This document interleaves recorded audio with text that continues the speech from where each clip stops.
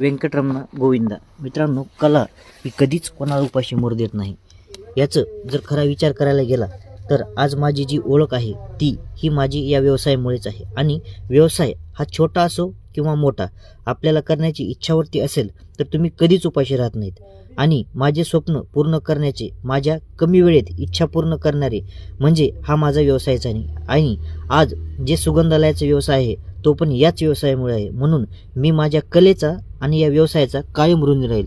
सहजच मी चलत मला भावाचा फोन आला. सुमित म्हटले, आज फुलाच्या दुकानाला खूप गर्दी आहे, तू ये आणि मला थोडी मदत करू लाग. मी त्याला हार वगैरे करू लागलो आणि वेगवेगळ्या 2 गाड्या सजवू लागलो. तर गाड्या सजवताना मला असा अनुभव आला की मी हे अजून विसरलेलो नाही. म्हणजे मी माझी कला अजून जशी आहे तशीच आहे. शेवटपर्यंत मी जसा माझ्या व्यवसायाला सुरुवातीला वेळ दिला तसा कधीचही मी माझ्या व्यवसायाला शेवटपर्यंत वेळ देऊ शकतो.